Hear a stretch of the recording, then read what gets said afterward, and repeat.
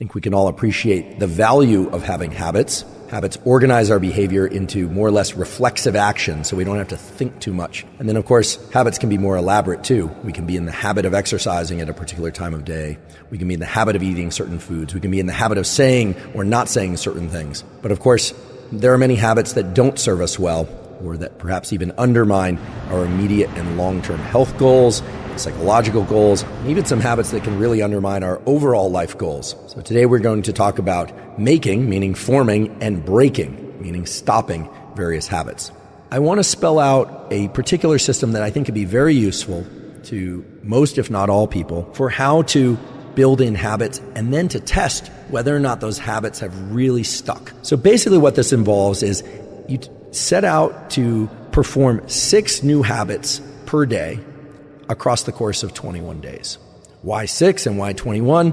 Well, we'll talk about that in a moment. But the idea is you write down 6 things that you would like to do every day for 21 days. However, the expectation is that you'll only complete 4 to 5 of those each day. So built into this is a kind of permission to fail, but it's not failure, because it turns out that this approach to forming habits is based not so much on the specific habits that you're trying to form, but the habit of performing habits. It's the habit of doing a certain number of things per day. So 21 days, you list out 4 to 5 things. So it might be zone 2 cardio, resistance training, sunlight viewing, it could be journaling, it could be learning a language, mathematics. Again, this is going to vary depending on your particular goals and the habits that you're trying to create. But no more than 6, and the expectation is that you're not going to perform more than 4 to 5. If you miss a day, meaning you don't perform 4 to 5 things, there is no punishment.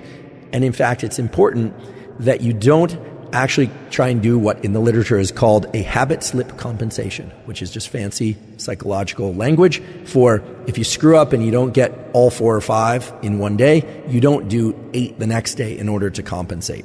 After 21 days, you stop engaging in this 21-day deliberate 4 to 5 things per day type schedule, and you simply go into autopilot. You ask yourself, how many of those particular habits that I was deliberately trying to learn in the previous 21 days are automatically incorporated into my schedule? How many of them am I naturally doing?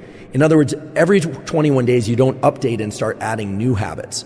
You simply try and maintain the ones that you've built in that first 21 days. And this is extremely useful, I believe, because it will allow you to assess whether or not you can indeed make room, if you even have room, I should say, for more habits, right? Many people are trying to cram so many new behaviors into their nervous system that they don't stand a chance of learning all those behaviors. What you may find is that you kept up 2 of those things very consistently throughout the 21 days.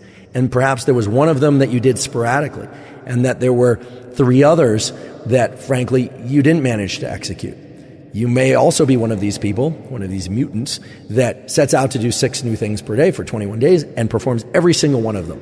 Terrific. More power to you. In that case, for the following 21 days, let's see whether or not you can continue to perform those very same 6 things every day for 21 days. And then, and only then, would you want to add more habits in. So you could repeat this 21-day process, 21 days of new habit, 21 days of testing those new habits as whether or not they're reflexive or not. You could do that forever if you wanted. But the idea is that this isn't something that you're doing all year long. It's that you, perhaps starting the new year, or regardless of when you're listening to this, you set out to make that 21-day really the stimulus period in which the habits get wired in. And then the following month, and maybe even the following months, or periods of 21 days, are really the kind of thermometer or the test bed of how well you've embedded those particular habits. Thus far, we've almost exclusively been discussing how to form habits. But what about breaking habits? Certainly many people out there would like to break habits that they feel don't serve them well. One of the challenges in breaking habits is that many habits occur very, very quickly. And so there isn't an opportunity to intervene until the habit has already been initiated and in some cases completed. If a set of neurons is very electrically active, it's likely that over time those neurons will communicate with themselves more easily because of changes in things like NMDA receptor activity, the recruitment of additional receptors, etc. It's essentially a cellular and molecular explanation for how something goes from unlearned to learned to reflexive. In order to identify a specific protocol that one could apply in order to break habits, how do you take two neurons that underlie a habit out of synchrony? How do you get them to fire asynchronously?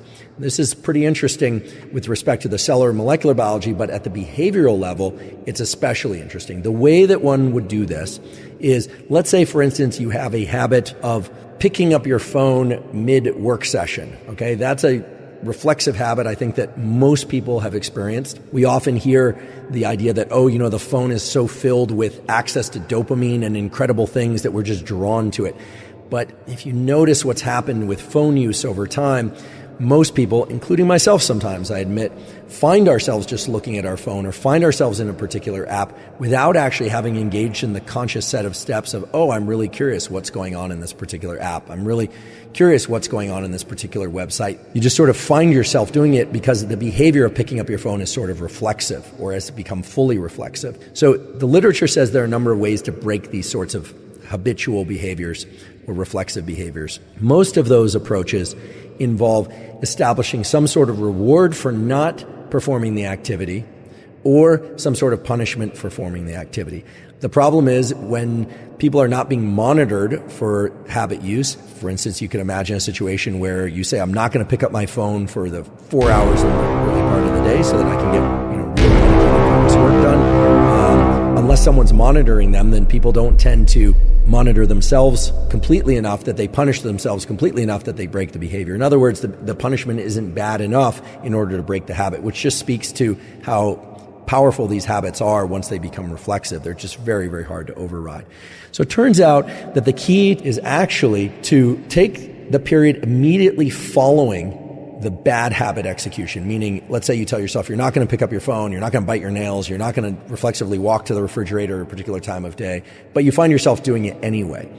And what actually has to happen is bringing conscious awareness to the period immediately afterward, which I think most people recognize. They realize, I just did it again. And in that moment, capture the sequence of events, not that led to the bad habit execution, but actually to take advantage of the fact that the neurons that were responsible for generating that bad habit were active a moment ago, and to actually engage in a replacement behavior immediately afterward. Now, this is really interesting and I think powerful, because I would have thought that you have to engage in a replacement behavior that truly replaces the bad habit, right? That you would have to be able to identify your state of mind or the sequence of events leading into the bad habit, but rather the stage or the period immediately after the bad habit execution is a unique opportunity to insert a different type of what we would call adaptive behavior, but that could be any behavior that's not in line with the bad behavior. So let's give it an example. Let's say you find yourself, you're trying to do focused work, you pick up your phone, you're disappointing yourself for picking up your phone. You could, of course, just put it down and re-engage in the work behavior, but if you were good at that, then you probably wouldn't have done it in the first place. And so what turns out to be very effective is to go engage in some other positive habit. Now, this has two major effects. The first one is you start to link in time the execution of a bad behavior to this other good behavior. And in doing so, you start to recruit other neural circuits, other neurons that can start to somewhat dismantle the sequence of firing associated with the bad behavior. In other words, you start to create a kind of a double habit that starts with a bad habit and then ends with a good habit. And that seems to create enough of a temporal mismatch so that then recognizing when you're heading toward the bad habit becomes more apparent to you. So as I mentioned before, this might seem counterintuitive. You might think, why would I want to reward the execution of a bad habit with a good habit? I don't want to reward myself for the bad habit. But really what you're trying to do is you're trying to change the nature of the neural circuits that are firing so that you can rewrite the script for that bad habit. What this does then is it changes the whole nature of the sequence of neurons that are firing from bad habit through to the end of this newly applied good habit. So this is the way in which you start to dismantle, or when I say dismantle, really weaken the likelihood that if neuron A fires, neuron B will fire. And in doing so, you create a chain of neuronal activation that then is very easy to dismantle. And so when people have applied this kind of approach, it removes the need to have constant conscious awareness of one's own behavior prior to that behavior, which is very, very difficult to achieve. Rather, what they find is that they are able to engage in remapping of the neural circuits associated with bad habits in ways that are very, very straightforward, right? Because you can always identify when you've done the thing you don't want to do and then tack onto that something additional that's positive.